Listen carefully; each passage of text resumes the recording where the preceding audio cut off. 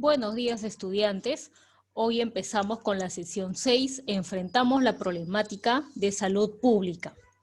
Esta sesión corresponde a la competencia resuelvo problemas de cantidad y nuestro propósito es brindarán aportes para enfrentar la problemática de salud usando los números racionales e irracionales. Bueno, es sabido pues que estamos viviendo una situación para la que no estábamos preparados, ¿no? Y lamentablemente el sector salud ha sido el más afectado. Entonces, aspectos como el uso de las mascarillas, el lavado de manos, los círculos de distanciamiento social, ahora lo que se promueve, que es el uso de los saturómetros, ¿no? En los hogares, todo esto pues es una forma de prevenir la enfermedad, ¿no? Y de alguna manera apoyar a la salud pública de nuestro país. Entonces, hoy, a través de dos situaciones problemáticas, vamos a ver, ¿no?, cómo nosotros podríamos aplicar los números racionales e irracionales para poder enfrentar esta dificultad. Entonces, vamos a empezar con una situación que se refiere a Pedro, que vende mascarillas al por mayor, siguiendo todos los protocolos de seguridad. Cada día se asegura de disponer para la venta la misma cantidad de mascarillas e intenta vender la mayor parte posible de esa cantidad. Entonces, vamos a observar cómo le fue con su venta de lunes a viernes. Entonces, acá vemos en un cuadro, ¿no? Lo que vende los lunes, martes y así hasta el día viernes. Y nos preguntan qué fracción de las mascarillas pudo haber vendido Pedro los días miércoles y viernes y nos dicen que argumentemos la respuesta. Bueno, para poder más o menos dar solución a este problema, vamos a ir colocando los datos de manera ordenada y de acuerdo a la información que nos está dando la tabla. Entonces, tenemos los días lunes, que Pedro vende 1/5 de las mascarillas. Entonces, ahí tenemos, ¿no? 1/5. Los martes vende 2/5. Ahí está, muy bien. Acá viene el problema, ¿no? A ver, los miércoles. A ver, dice, vendió una fracción de las mascarillas mayor a la fracción de mascarillas que vendió el lunes, o sea, mayor que 1/5, pero menor a la que vendió el martes, o sea, menor que 2/5. Entonces, para nosotros poder, digamos, entender bien este enunciado, podríamos hacer uso de desigualdades, ¿no? Es decir, algo que vimos en la sesión anterior. Entonces, nosotros podemos decir que esa fracción, ¿no?, sea X, una fracción desconocida, y usando lenguaje matemático vamos a traducir este enunciado. Entonces nos va a quedar esta expresión. Miren, la vamos a interpretar.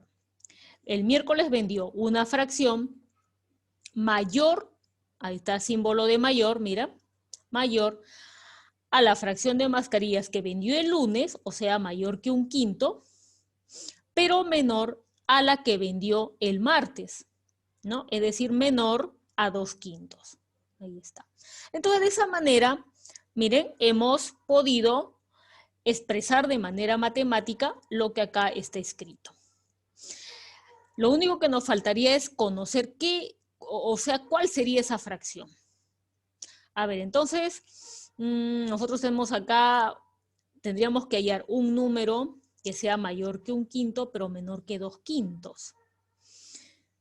A ver, ahí tenemos poquito, a ver, una carita de desesperados, ¿no? Porque existirá, o sea, será posible que haya una fracción entre 1/5 y 2/5.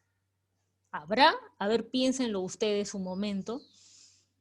Si quieren, pausen el video para poder tratar de encontrar esa fracción que está entre 1/5 y 2/5. ¿No? Posiblemente alguno de ustedes puede haber pensado en, a ver, profesora, ya primero podemos encontrar un número entre 1 y 2. y ese número es 1.5, ¿no es cierto? Entonces podría ser tal vez 1.5 sobre 5, esa fracción.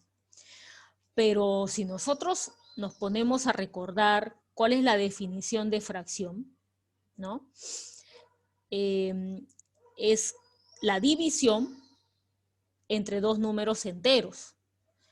Y acá nosotros tenemos la división, pero de un número que no es entero. 1.5 no es entero. Sobre 5. Bueno, 5 sí lo es, pero 1.5 o 1,5 no es un número entero. Entonces, habría que buscar otra estrategia, ¿no? Para poder hallar ese número. Como les digo, si desean, pausan el video para que ustedes hagan ese proceso. Acá yo ya les tengo preparada una estrategia. Nosotros podríamos colocar fracciones que sean equivalentes a 1/5 y a 2/5 y que tengan denominadores comunes. Por ejemplo, mira, acá yo les voy a presentar esta pequeña solución.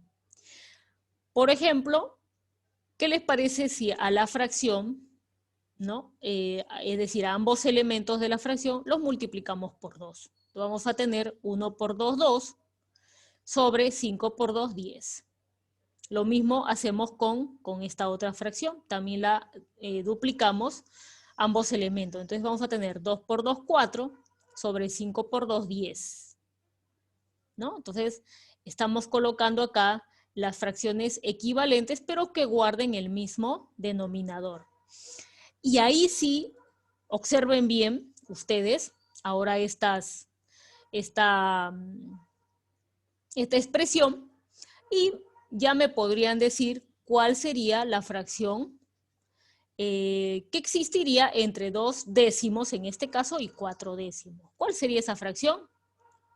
Sería 3 décimos. Muy bien. Entonces, X tendría que ser igual a 3 décimos.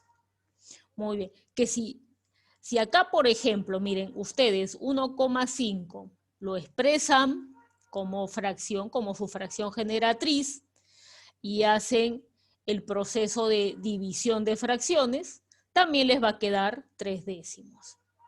Muy bien. Continuamos.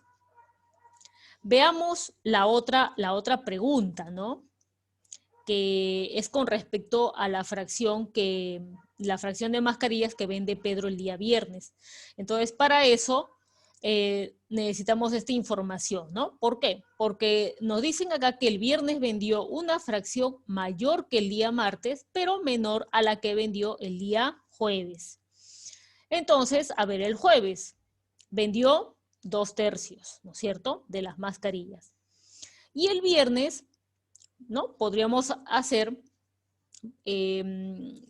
colocar una expresión matemática que exprese esta información que tenemos aquí. Entonces, tenemos que X es mayor a la fracción que vendió el martes, que es 2/5, pero menor a la que vendió el jueves, es decir, 2/3. Y ahora tenemos otro problema, porque habrá una fracción entre 2/5 y 2/3, ¿no? Otra vez nos quedamos con esa interrogante. ¿Será posible encontrar una fracción entre estas dos? Miren que ahora el problema ha crecido un poquito más porque en el anterior los denominadores eran los mismos, pero ahora tenemos denominadores diferentes. Bien, pueden hacer pausa en el video y pueden plantear ustedes una situación. Acá yo ya les tengo la estrategia, ¿no? Podemos colocar también fracciones equivalentes a 2/5 y 2/3, pero con denominadores comunes. Entonces, ¿cómo sería en este caso? Podría ser, mira, que a esta primera fracción, tanto el numerador como el denominador lo multiplico por 3. Y en esta otra, tanto el numerador como el denominador lo multiplico por 5. Entonces, ¿qué va a quedar? Nos va a quedar, mira, X mayor que 2 por 3, 6, sobre 5 por 3, 15. y al mismo tiempo es menor que acá 2 por 5 es 10 y 3 por 5 es 15. Entonces, de esa manera, mira cómo los denominadores son comunes y es más sencillo encontrar esa fracción, ¿no es cierto? Que cumple con esta condición. Pero en este caso, si ustedes lo piensan bien, no va a haber una única fracción, ¿no es cierto? No va a haber una única fracción entre estas dos. Va a estar, mira, va a estar 7 quinceavos, 8 quinceavos y 9 quinceavos. Entonces, en conclusión, podemos decir que el día viernes Pedro vendió 3 décimos de las mascarillas. Y el viernes ahí no tenemos exactamente una fracción determinada, ¿no? Entonces, podemos responder así, pudo haber vendido los 7 quinceavos, 8 quinceavos o 9 quinceavos de las mascarillas. ¿Por qué? Porque estas 3 están cumpliendo con esta condición. Bien, muchachos. Ahora miren, todo lo que hemos visto en esta situación problemática responde a una propiedad muy importante de los números racionales. Todos estos números que hemos visto son números racionales, ¿no es cierto? ¿Por qué? Porque el número racional se puede expresar como la división de dos números enteros, ¿no es cierto? Que luego puede dar lugar a los números decimales. Entonces, los racionales engloban tanto los números fraccionarios como los números decimales. Muy bien. ¿Qué cosa es esa propiedad de densidad? Bueno, esta propiedad nos dice que entre dos números racionales siempre existe otro número racional, ¿no? Como lo hemos visto en la situación problemática número 1. Y formalmente nosotros podemos decir que si A, ¿no? Un número A es menor que B, existe un número C que pertenece al conjunto Q. Q es el símbolo de los números racionales, de tal manera que C debe de ser mayor que A, pero menor que B. Eso es lo que nos dice la propiedad de densidad. Muy bien. Ahora vamos a ver nuestra segunda situación problemática, que se titula circunferencias para el distanciamiento social. A ver, como nosotros sabemos, en los espacios públicos de muchos países se han trazado una serie de circunferencias en el piso para que las personas se ubiquen manteniendo el distanciamiento social. Ahora, vamos a suponer, ¿no?, que a ustedes les encargan apoyar en esta labor, pero haciendo un plano, ¿ya? Un plano de cómo quedaría el trazado de circunferencia sobre un papel. Entonces, por ejemplo, ¿cómo quedaría el trazado y representado a escala, ¿no? Porque recuerden que estamos sobre un plano, o sea, todavía no es lo real.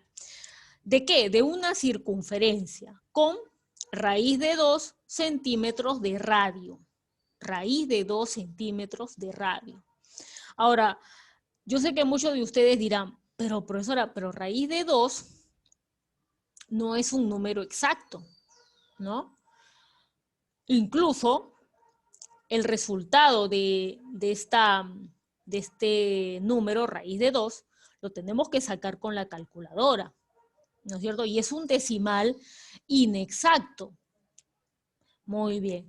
Pero nosotros vamos a aprender una estrategia para poder indicar exactamente la distancia de ese número raíz de 2. ¿Ya? Entonces vamos a hacerlo de esta manera, miren. ¿Qué vamos a necesitar? Vamos a necesitar hoja, regla y compás. Primero vamos a aplicar el teorema de Pitágoras a un triángulo que sea rectángulo isósceles, ¿ya?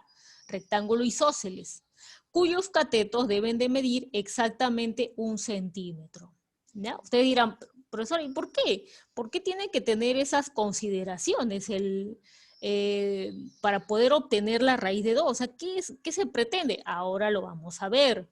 Entonces, ustedes sigan lo que acá se les está indicando, grafiquen el triángulo, rectángulo isósceles, donde cada cateto mida exactamente 1 centímetro.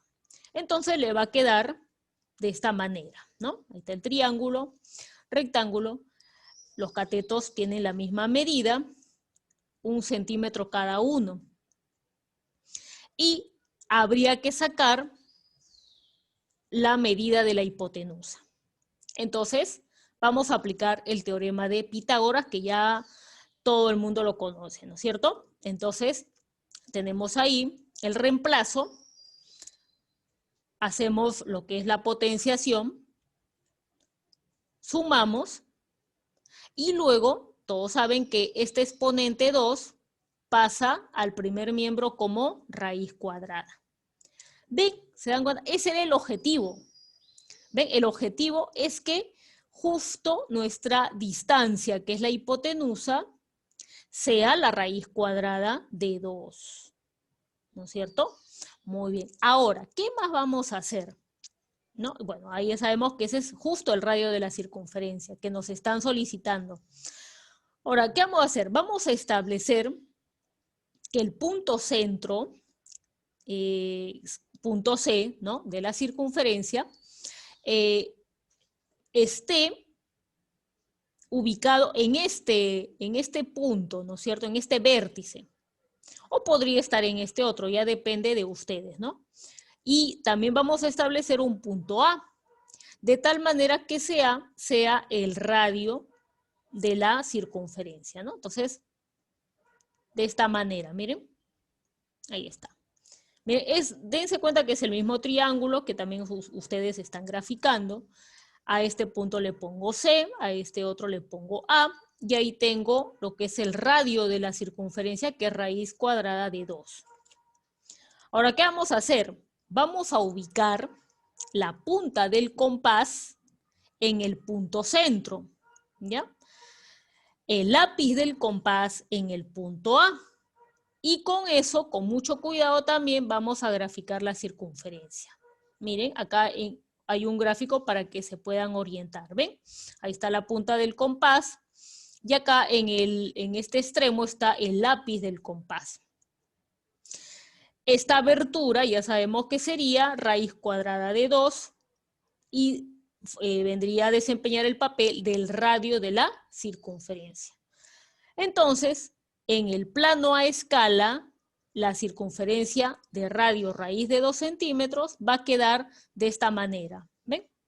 Ya está. Ya tenemos entonces la circunferencia que nos están pidiendo, donde el radio mide raíz cuadrada de 2, que lo hemos podido sacar exactamente. Mira, acá nosotros tenemos la seguridad de que ese radio va a ser una distancia exacta gracias a este proceso que hemos aplicado. Y también vamos a observar que la raíz cuadrada de 2 es un número que ya pertenece al conjunto de números irracionales. Y por lo tanto no se puede expresar como la división de dos números enteros. Por eso se le llama irracional. ¿Ya? El ejemplo que vimos en la situación problemática 1 son números racionales. Este número que hemos visto en este problema es un número irracional. Muy bien, para de alguna manera reforzar lo que hemos hecho, vamos a ver la misma situación problemática 2 y en este caso, ¿cómo quedaría el trazado y representado a escala de otra circunferencia con raíz de 3 centímetros de radio? Muy bien. Primero, siempre les recomiendo que ustedes se ingenien para poder, ¿no?, hacer el gráfico de tal manera que el radio de esta otra circunferencia sea raíz de 3 centímetros. Entonces, pueden pausar el video para proponer su estrategia. Acá yo ya les voy a compartir esta, ¿no? Vamos a pensar en formar un triángulo rectángulo ya no isósceles, ya ahora vamos a ver por qué, de tal manera que al aplicar Pitágoras, la hipotenusa salga raíz de 3 centímetros. Bueno, ¿cuánto deberían medir los catetos? ¿Cómo? A ver, ¿cómo podríamos hacer esto? A ver, vamos a trazar el primer cateto. ¿Ya? Yo les propongo que ese primer cateto mida 1 centímetro. Y ahora el otro cateto vamos a hacer que mida raíz de 2 centímetros. Porque esa distancia, miren, esta, nosotros ya la teníamos del ejercicio anterior. Entonces, simplemente estamos, como se dice, trasladando su medida. Formamos el ángulo recto y ahora vamos a encontrar la hipotenusa. ¿Con qué? Con el teorema de Pitágoras, ¿no es cierto? Ahora, la interrogante es, al aplicar Pitágoras para hallar X, ¿saldrá raíz de 3 centímetros? Ahora lo vamos a ver. Entonces, aplicamos Pitágoras. Miren, ahí está.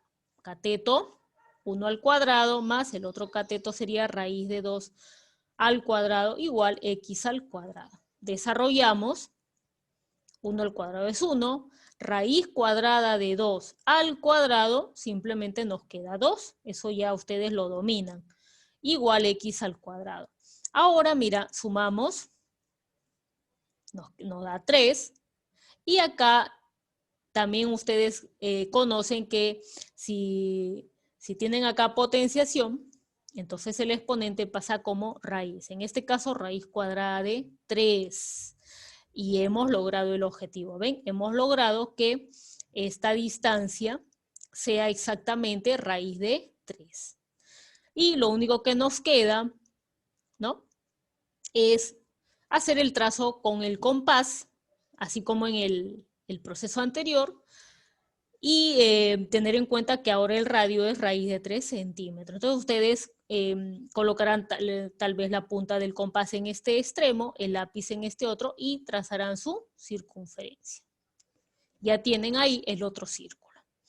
Muy bien, jóvenes. Ahora vamos a ver la actividad 6, que consiste en 2 problemas, más o menos similares a los que hemos visto en esta sesión.